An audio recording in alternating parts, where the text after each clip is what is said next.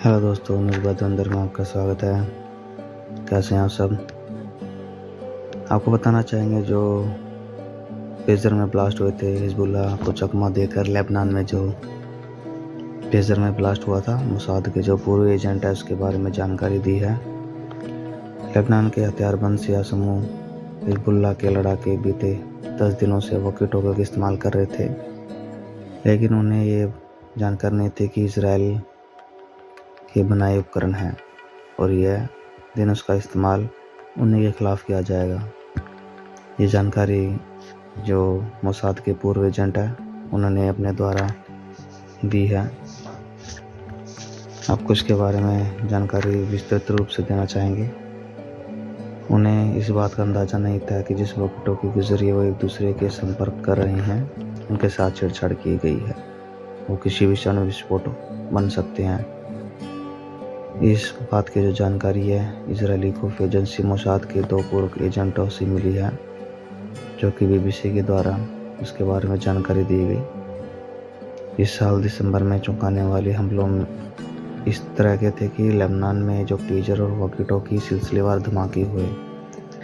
इन धमाकों में कई लोगों की जान गई और सैकड़ों लोग घायल हुए हैं। मोसाद के 2 पूर्व एजेंटों ने बताया है कि कैसे हिजबुल्लाह को इजरायली खुफिया एजेंसी मोसाद ने धोखा दिया, उसे हजारों ऐसे वॉकी टॉकी और पेजर बेचे जिनके साथ छेड़छाड़ की गई थी।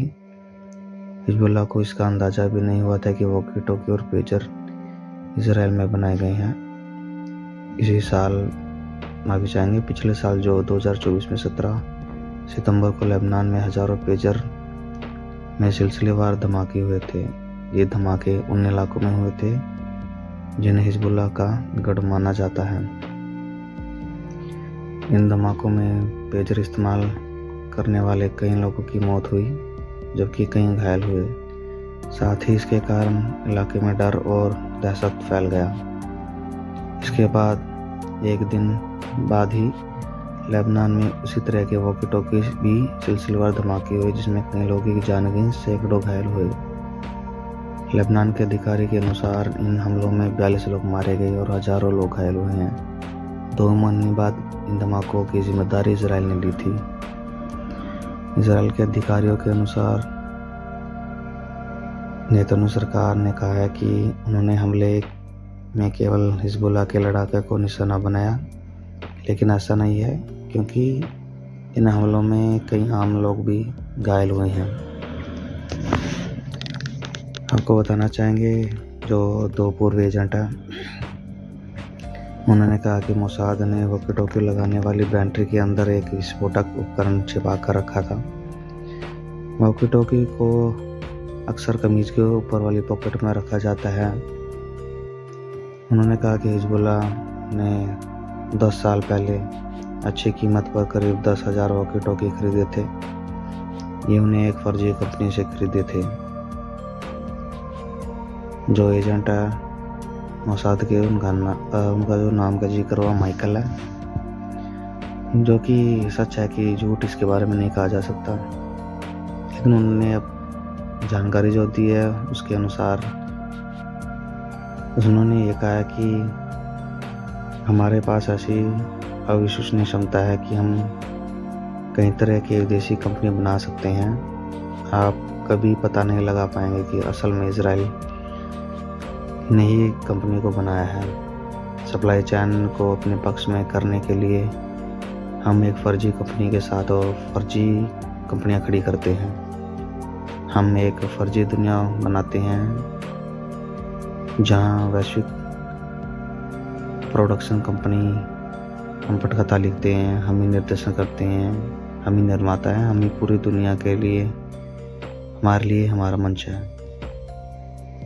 उन्होंने CBS का कहना है कि 2 साल पहले इस अभियान को दायरा बढ़ाया गया और पेजर को भी शामिल किया गया, जिन्हें बीपर्स कहा जाता है। मोसाद ने कहा कि उन्हें पता चला कि उस समय हिजबुल्लाह गोल्ड अपोलो नाम की एक ताइवानी कंपनी से पेजर खरीद रहा था। उसके बाद उन्होंने इसी कंपनी का नाम यानी कि गोल्ड अपोलो के नाम पर ही एक फर्जी कंपनी बनाई। जो पेजर को असेंबल करने का काम करती थी। इसी प्रक्रिया के दौरान उन्होंने विस्फोटक उस पेजर में डाला था। CBS की रिपोर्ट के अनुसार मोसाद ने इन जो उपकरणों में केवल उतना ही विस्फोटक भरा था जितना उसका इस्तेमाल करने वाले का नुकसान पहुंचाने के लिए प्राप्त है।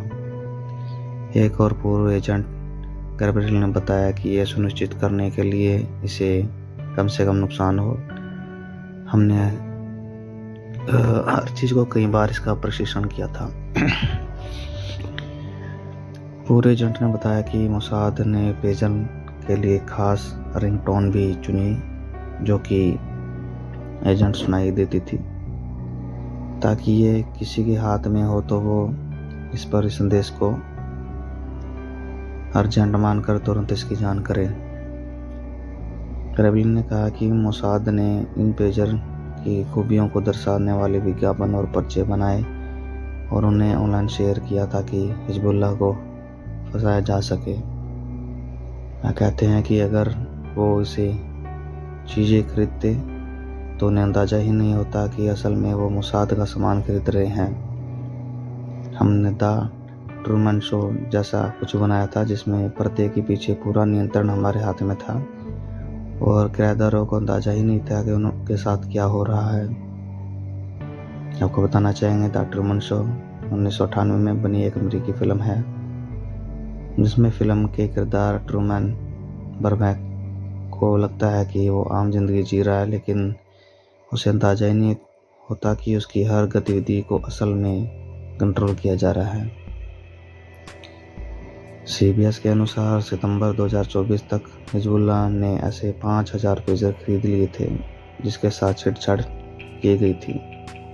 इन दोनों एजेंटों का कहना है कि इन उपकरणों के धमाके तब किए गए जब मोसाद को लगा कि हिजबुल्लाह का व्यवहार संदिग्ध हो रहा है।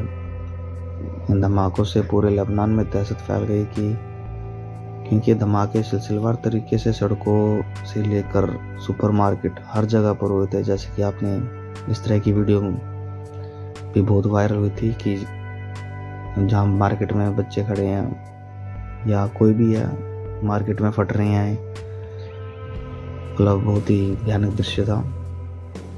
अस्पतालों में घायलों की संख्या अचानक बढ़ गई। अस्पताल पहुंचने वाले ऐसे थे जिसके शरीर से अंग धमाके से क्षत हो गए थे। लेबनान ने इस तरह की मजबूत अफवाह थी कि उस वक्त हिजबुल्लाह नेता हसन नसरल्लाह के सामने इन धमाकों में कई लोगों की भी मौत हुई थी। बाद में इजराइल के इस अभियान को बेरूत और हसन नसरल्लाह की मौत भी हो गई थी। लेबनान में वॉकी टॉकी और पेजर के धमाके ऐसे वक्त हुए थे जब हिजबुल्लाह लेबनान के दक्षिणी सीमा से सटे इजराइल पर और इजराइल लेबनान के दक्षिणी हिस्से पर हमले कर रहा था। बीते साल 7 अक्टूबर को हमास ने दक्षिणी इजराइल के कई हिस्से में भीषण हमले किए। इसके बाद एक दिन बाद ही इजराइल ने उत्तरी सीमा की तरफ हिजबुल्लाह ने इजराइल पर हमले शुरू कर दिए थे। इन हमलों के अनुसार हिजबुल्लाह की अभी उभर ही रहा था कि इजराइल ने उसके ठिकानों पर ताबड़तोड़ हमले शुरू कर दिए। इसके बाद उसने ज़मीन के रास्ते भी लेबनान पर हमला बोल दिया। लेबनान ने पेजर और वॉकी टॉकी के हमले की कड़ी निंदा की थी, जबकि संयुक्त राष्ट्र मानवाधिकार प्रमुख वोल्कर तुर्क ने कहा है कि इन हमलों ने उन्हें डरा दिया है। उन्होंने कहा कि हमलों में जो तरीका अपनाया गया वो अंतर्राष्ट्रीय मानवाधिकार कानूनों का उल्लंघन है। वहीं संयुक्त राष्ट्र मानवाधिकार प्रमुख एंटोनियो गुटेरेस ने इस मामले को युद्ध अपराध बताया। उन्होंने कहा कि वॉकी टॉकी अन्य जो इलेक्ट्रॉनिक उपकरणों में विस्फोटक करके लेबनान में नागरिकों को जानबूझकर और अंधाधुंध निशाना बनाए जाने के इस मामले में पूरे अंतर्राष्ट्रीय समुदाय के लिए खतरे की घंटी बजी हुई है। आप देख रहे हैं न्यूज़ बाय धुरंधर चैनल को शेयर कीजिए, सब्सक्राइब कीजिए, लाइक कीजिए, कमेंट कीजिए और आपके कोई सवाल जवाब है तो भी आप पूछ सकते हैं। और अगर आपको किसी के बारे में न्यूज़ और अधिक जाननी है तो आप कमेंट में लिख सकते हैं। धन्यवाद।